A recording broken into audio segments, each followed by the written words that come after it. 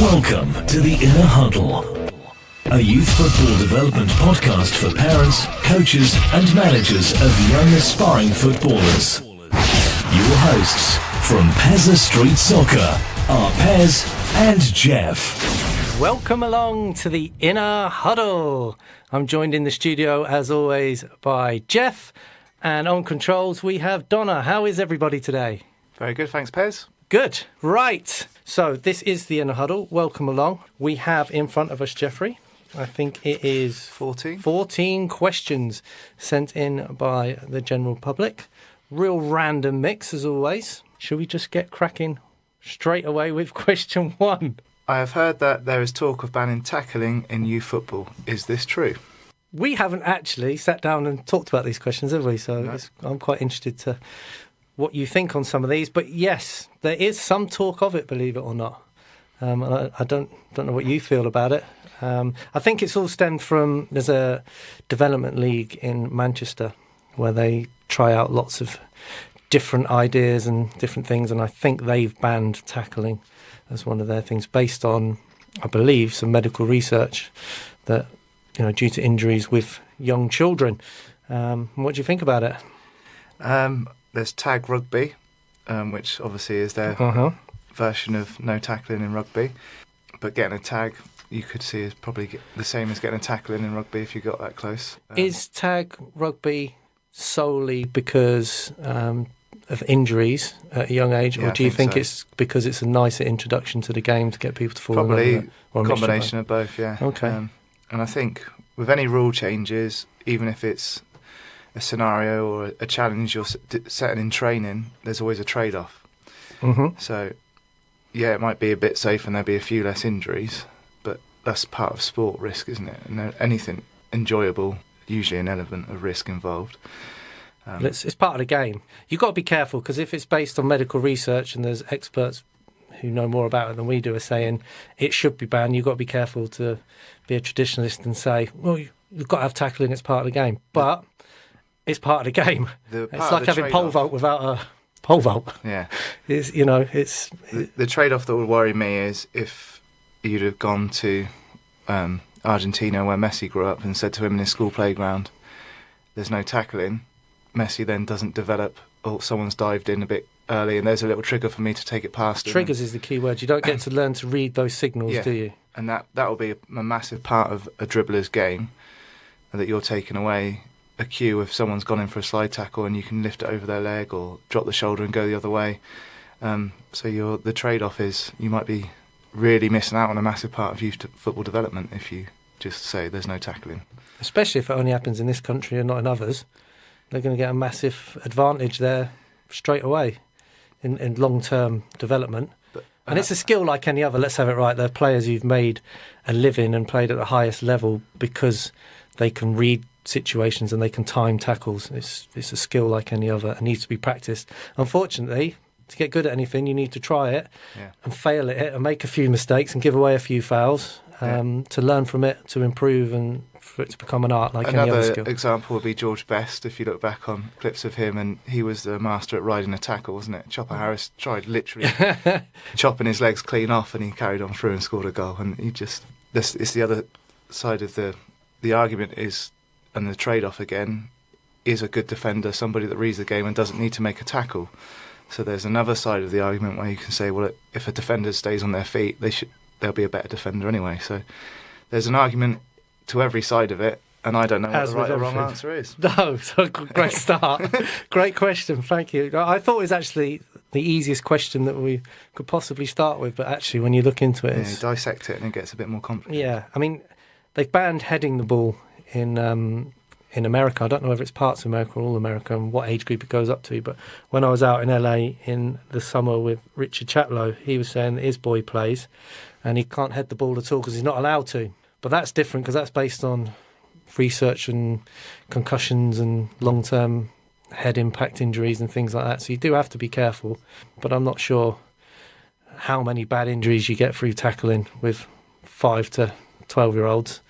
I haven't seen many. Yeah, it's again with the heading. It's one of those things. If I talk to my dad, who's really old school, he'd say, "Well, I used to head the ball every day, hundreds of times, and I turned out all right." Type thing. Yeah, it's probably not the greatest of examples, is it? I know a few centre halves that used to just head it and kick it all match, and to be found in a local pub rocking somewhere. But again, it's actually a skill in itself, heading a ball. Massively, it's all about timing, and it's an art form. But I can remember one of my first ever coaching sessions that someone took for me.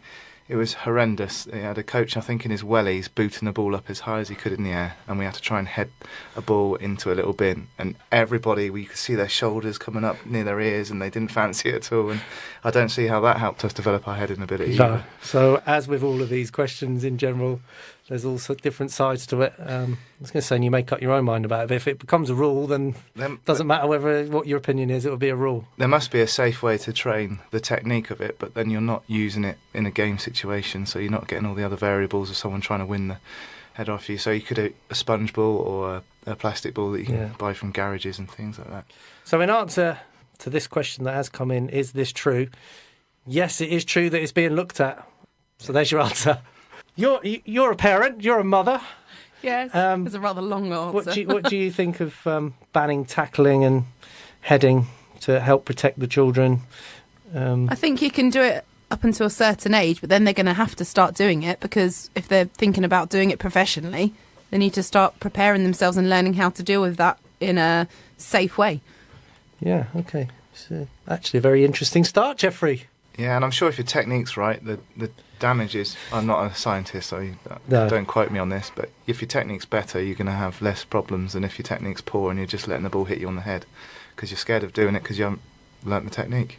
True. So as with everything, learn how to do things properly and give yourself the best chance of protecting yourself and being safe. Right. We've one question down, Jeff, and 13 to go, your favourite number. Donna, would you do the honours of reading out question number 2, please? Number 2. My son likes to dribble with the ball. I think he's really good, but other parents, and quite often the manager, keep shouting at him to pass. He gets very down about it. Can you give me any advice? Yes, I'm sure we can. Jeff's got the giggles over there. Right. It's a great question, by the way. It is a great question, and to be honest, it's all too common a problem, isn't it? Yep. Firstly, dribbling should never be coached out of them. So if a manager and parents are continually on at a child to pass the ball, it's fundamentally wrong and it's got to stop. The tricky bit is how you make it stop. You need to speak to the manager first. Yep. Ask him what his opinions on it are and tell him that, your child's not happy about it, and then come up with a way of, win-win situations all around where everybody's happy. But it should never be coached out of them. The lad might go on and be the next best dribbler, which we lack in this country, that we've ever seen. And to get coached out of him, as I don't know what age he is, but I'm presuming he's a young un, is wrong. Agreed? Yeah, and if you could maybe try and explain, there'll be a reason why those parents and the managers are shouting to pass the ball. And more than likely it's because they want you to pass to their son, who can then shine. And it's not the way a team sport should be played, I don't think. It's made up of individuals, isn't it? But it is frustrating if you've got a child in a team and other players are what they call ball hoggers. That tends to be what they get referred to as, and are a little bit selfish maybe and aren't sharing the ball about. It is frustrating, but you have to try and find a right balance, because every child's as important as each other. And that starts with the manager, really. To be honest, we had a player like this a few years ago, and I don't think they'd even mind me mentioning him, young Sanjay, who just loved playing with the ball. And it was very frustrating for everybody. And to be fair, I did it until I was about 35 as well. We'd beat one or two players and then try and beat them again. And it does cause a few problems. But if you work with the manager and try not to make it too much of an issue with the children and the child themselves, it can be addressed. And one simple way of trying to encourage them to pass, I've always found, is praising absolutely nothing but a pass. So if they're beating players, you just ignore it. If they're scoring goals, you ignore it, and that goes for everyone. But a pass, you just go pass. Those shouts really need to change from pass the ball to get your head up, isn't it? So that you're making a decision rather than... But that can still just be Yeah, seniors. you should never shout pass, No. whatever. That's just PlayStation managing anyway. Yeah, even if you were trying to encourage the passing, you would, like you say, scan, get your head up, different triggers. And it might take some time, unfortunately. And I think then it's the manager's responsibility to speak to the parents and just say, look, we've got a kid here who his style of play is to dribble the ball, and he's not going to be perfect at it, and he's going to give the ball away, and he might not pass the ball when you think he should. As always, work together for win-win situations and for the better of the team and the child. But the simple thing to do is just to keep shouting at him, or pass, and coach it out of him, and that's wrong. So you can't leave it. It has to be addressed. And if it's not being addressed, you have to find a team and a manager where he's allowed to express himself. And then, for that child, you can look at Messi. Again, I'm going to go back to Messi. Statistically, probably the best dribbler in the world. He gives the ball away statistically more than anyone else in the league most seasons. So it even happens at the highest level. It's very frustrating, like I said, but has to be addressed. And just for the record, Sanjay went on and signed for Southampton Football Club and's been there. Is this his third season now or something like that? So it wasn't coached out of him, thank goodness, and that's what attracted Southampton to him, because he was a good dribbler of the ball, and had it been coached out of him, then he might not have ever got his opportunity there. So, and it's a massive part of the England DNA now about getting players that are comfortable to stay on the ball, because sometimes if you can stay on the ball a little bit longer rather than just playing 1 and 2 touch, and you might then just allow a bit more time for your teammate to make their run and pass the ball, so they might actually become a better passer because they can stay on the ball a bit longer than others that can't. True, but yes, in answer to your question, a bit of advice would be don't let it go on any longer. I mean, we're almost at the end of the season now. Maybe put things in place for next season, or try it now and see if you've got a couple of games left, see if anything changes, and if not, look for a new team next season, because I think it's that important. Yeah. Okay, question number 3. Shall I read one out? What have we got here? Right. Oh, wow, this is going to be a biggie, Jeff. I have recently passed my level 1 and would like to be a professional coach. What advice do you have that might help me? Wow. We could do a whole show on this one on its own, couldn't we? Definitely, yeah. What are your thoughts on it first, Jeff? I've written a few notes, so we're not short of a few things. Like anything that's worth doing, it's hard work, isn't it, if you want to become a professional coach? My advice would be go and do loads of voluntary coaching and get your hours in and practice your trade that you want to become a professional at. Absolutely. I mean, I've written loads down here because it's obviously something we're passionate about, and we try and mentor a lot of youngsters to follow the path of being a coach one day, or a professional coach.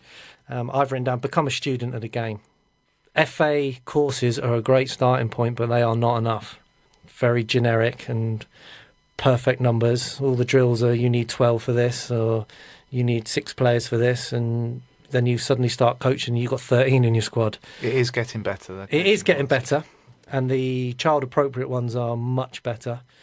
But still, good starting point. But once you've got that bit of paper, then go and learn how to coach. And find your own principles and your own reasons for doing things and your own ethos, because that's a good starting point. Why are you becoming a coach? What's your goals? And then you can keep referring to those goals with everything that comes up and opportunities that come up in the future. I've put here, it's not about getting thousands of session plans, because there's session plans everywhere. You can find them, books, little coaching cards, internet, there's things you can purchase. It's absolutely saturated with coaching drills, which is great. But if you've got a set of principles and an ethos, you can then find coaching drills that fit in with your ethos. Things like, one of ours is maximising your time, isn't it? Yeah. So anything with loads of straight line cues and kids hanging around, waiting for one touch of the ball and then drawing the back of another cue, we won't even entertain, will we? So we have a lot of different principles that these drills have to fit in. Is that fair? Yeah, I couldn't agree with that more. It's another great question. I might even have to come back to that one a little bit, because it's... Okay, well, actually, we've been talking about, rather than these sort of generic random questions, doing shows on specific topics. And I think a coach's show, a coach's special, like the futsal special we're doing in a couple of weeks, might be a good one, so we can give a little bit more time and thought to this. This is what always worries me. If you see a coach on social media and most of their stuff is about them, then I worry for that coach, because I think it should always be about your players and your individuals in your team, or it could just be an individual you're coaching. It should always be about them, not about you. Agreed. And once I saw a coach saying that they had 1,000 session plans and boasting about it, and well, I'd never give you a job because you just don't get it. You don't need... I think Jose Mourinho's gone through his whole career with between 12 and 24 session plans. And fact... What a great example as well. Someone who went in as a translator for Bobby Robson. Yeah. And now he's at the very top of the game. So he had to learn his trade and do things. Not voluntary, obviously, but he found a way in. I wrote here, do more than you get paid to do, with everything. And that doesn't matter whether it's football, coaching or whatever. If you're a drama student or something like that, then go and volunteer at your local drama club and give yourself half a chance. You said it yesterday to our very own George Plank, or to me about George Plank, about learning your trade. Do your apprenticeship.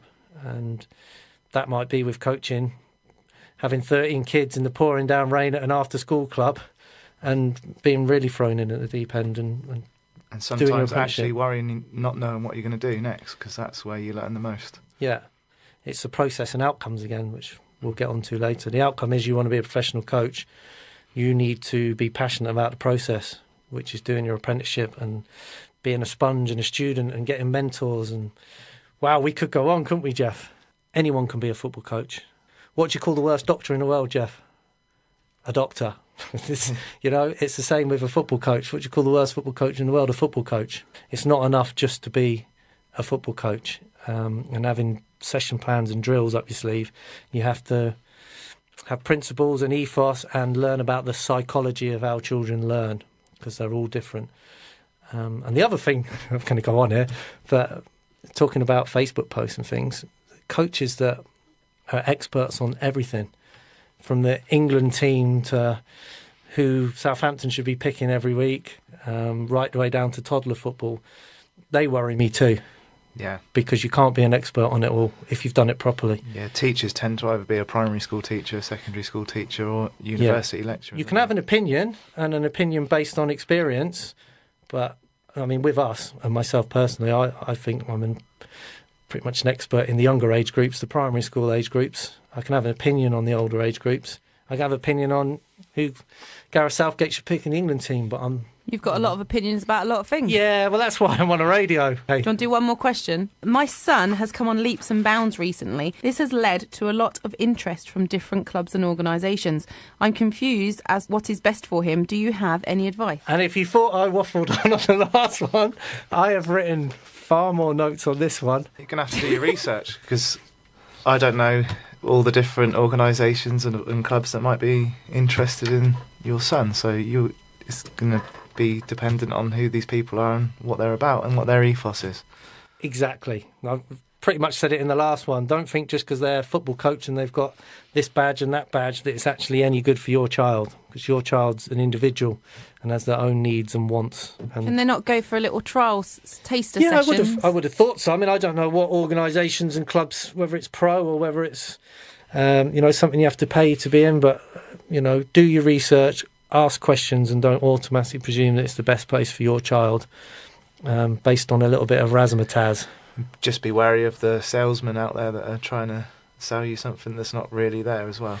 Google's a good place. And also, if you want to try and search something and find out things, if you type in the name of an organisation into Facebook, it will come up with what everybody has said that's open and public on Facebook. So you can get good advice that way. I like that idea. Yeah, because not everyone puts good comments or bad comments on the internet. They'll put it onto Facebook or something, and then you can have a little look down and see what people say. I would still be a bit weary of that as well. I think your first one, go and have a look. Yeah, go and have a look and see. Get a feel for the place. Go and try it and get your info. Ask questions, and not just questions about football. Questions about how important is my son, and how are you going to help with other areas of his life, and things like confidence building and self-esteem are so much more important than actual football. The Inner Huddle from Pezza Street Soccer. Right, welcome back to the Inner Huddle. We're on question 4 at the moment, which is somebody confused and wanting some advice because their son is probably, by the sounds of it, showing a little bit of potential. And as always happens, everybody wants them to play for their team, club, organisation, shadow squad, talent centre, elite, this, that and the other, pro, whatever it might be. And it is very, very confusing. And the world has gone recruitment mad, Jeff. Yeah, it has. I've just reread the question back, and the first part says, my son has come on leaps and bounds recently. So there's obviously something happening right wherever they are currently. Yeah. So maybe don't get too carried away and let them enjoy whatever they're doing that's working. You get a lot of people in your ear, don't you, when your child is showing a little bit of potential, and a lot of people have opinions on where they should go and where they'll be better off, and this worked for that person and whatever, and everyone seems to forget that each child is individual and has different needs and wants and aspirations and intrinsic motivations for doing what they do. And it might be just leave him where he is because he's getting along just fine and he's coming on leaps and bounds. But the world has gone recruitment mad, and it's a bit of a minefield, isn't it? Yeah, and years ago, when I was much younger and a little bit less wiser, I would have just said you have to go and play the highest level you possibly can and all these kind of things. But I don't know, I think I'm changing my mind on that a little bit. And if things are working wherever you are, there will always be a right time maybe to move on and have a challenge and things. But you must be being challenged to come on leaps and bounds. So I think to answer the question, do you have any advice? It would be look into it and get as much advice as possible. And it might be something that we can find out who this person was and get back to them a little bit more in depth, because it's that important. Simple terms would be to find somewhere where they put development first over results. It's a process and outcome thing, isn't it? Yeah. If you want your child to excel at anything, first it has to be fun and obviously safe. And secondly, they have to fall in love with the process of what's going to make them good. A lot of these places get obsessed and transfixed, and a lot of parents do too, on an outcome. Whatever that outcome is, for managers it might be to win games, or organisations might be to say how good they are by winning matches, or it might be to get someone into a pro club to make an organisation look good, or parents might want that. That's an outcome. Now, outcomes and opportunities take care of themselves. Okay, you don't have to force it. You don't have to keep taking your kid round to a million places to find someone who sees what you see. Fall in love with the process. Find somewhere where the process is excellent, has good principles and a good ethos, and encourage your child to fall in love with the process. And the process is continual development, and that's as a human being and as a footballer. It's a simple advice. So look into it and forget all the razzmatazz about we do this, we do that, and we've done this and we've done that, because that was a different child. All right, find somewhere where development is put first over any sort of selfish outcomes. Enough? Brilliant answer. Well, should we go on? I don't know. That's what we're passionate about, I guess. So we could talk a lot more. What does Donna think? As a parent, though, yes. Surely you would be more interested in taking your child where they're going to get looked after both on and off the pitch. Yes. Rather than as being used to, help some guy's ego to win a game or to look good. I agree with Jeff. It says here, if they're coming on leaps and bounds, well, if they're only just starting to do that, leave them where they are. See how far they can go where they are. They seem happy. They seem settled. They're doing, just leave them there for a bit. See what happens. You might prefer to stay there. Don't be hasty. Look into things. Get your advice. Happy? Yeah, I think you should read the next question, because I'm not sure if you want the bit read out in brackets or not. Okay, no, I'll read it. And, it's all been sent in, so we have to read what comes in. What's the best or appropriate practice on developing the goalkeeper in grassroots football? And then, in brackets, and it's quite random, not JPL or academy. So I'm not really sure what's going on with that one. Firstly, JPL is grassroots, so that bit's irrelevant. And academies have their own goalkeeper coaches anyway. But if this person is saying that they're involved with a club or has a child that's interested in becoming a goalkeeper or showing signs that they might be good at it, or I'm not sure whether they're interested in coaching as a goalkeeper. And the bad news is we're not experts in goalkeeping, are we? It goes back to that, try not to be an expert in everything. But we'll have an opinion on it, as always. There are experts out there, though. Yeah, and we love goalkeeping coaching. We do love goalkeeping coaching. It is coaching. an individual coaching session more often than not, isn't it? You can do goalkeeping sessions where you're playing out from the back, which involves your team, but there's lots of amazing drills on YouTube that don't take a lot to find that you could just do at home in the garden. Or we often share them with each other, don't we? Because we love it. The reason being is most drills and things you see online or on social media are kind of X's and Y's and team training, and this is how you can get your group to play like Barcelona and win a game of football. Within 5 weeks. Within 5 weeks. And this is how I did. I'm a genius. I'm the next Pep Guardiola, whereas goalkeeper coaching has to be individual, or done with maybe 2-3 keepers. And we love that aspect of it. So we often share little drills, don't we? Yeah, and there's lots of thinking that they're not just using a football and kicking a ball at a goalkeeper. They'll go and I've recently bought stress punch balls for the workplace. You need them. When you're stressed at a desk at your computer, you punch this punch ball, and it's on a little spring. Yeah. Now the England futsal goalkeeper coaches use them, so I've bought 2 of them. So Sean and Paddy in my futsal team can do the same practices as they've been doing, and there'll be things involving tennis balls, basketballs, and different hand-eye coordination, and really things that really stress your brain, and like brain gym at school when you're trying to wake up the kids before they start their maths session or something. Some of them are great, aren't they? Yeah. So I think my advice would be have a look on YouTube if you've got a child and you want to do some practice. There's loads of reaction stuff out there. Things with balloons where you've got to keep a balloon up and then make a reaction save. Tennis balls and things I've seen. I've seen a table put up on its end so that you can't see where the attacker's coming from, which is like looking through a crowd of defenders. So you can recreate the stresses of a game without having your whole team in front of you and just stood there not really practicing themselves. The goalkeepers, they're just always thinking outside the box. There's a lot more imagination goes into it, isn't there? That's probably why we find it so fascinating. If you're serious about it, then do look into doing the FA goalkeeping courses. Yeah. I don't know anyone that's done them, so I don't know what they're like, but I imagine it's a good starting point like anything else. And now there's a lot more to goalkeeping than just shot stopping as well, so I'm not saying neglect playing out from the back. And you have to be good with your feet now as well, especially don't you? If you want to play for Man City and play the way they play. So, and have a look for. I imagine there'll be one-to-one goalkeeping coaches. There's just for keepers, isn't there? Yep. Which locally. I think are all over, but we have one locally as well. So yeah. As with everything, do your research, have a look, see what works for you, and get your advice. And get your tennis rackets out and tennis balls and learn these drills, and they're great. Have some fun with it. Who was the goalkeeper coach we got in at the futsal club who videoed everything? That was Andy Reddin, who's now gone on to become the England futsal goalkeeper coach. Yeah, he was brilliant. I used to love watching the things he did with the futsal keepers. He'll have stuff on YouTube, and just have a look at it. Yes, what was his name again so people can... Andy Reddin. Andy Reddin. Okay, have a look at some of his stuff because he was particularly good. I used to find myself watching his stuff more than the actual football stuff that was going on. So, right, good. That's question number 5. I think put to bed. Question number 6. Donna, are you going to read this one?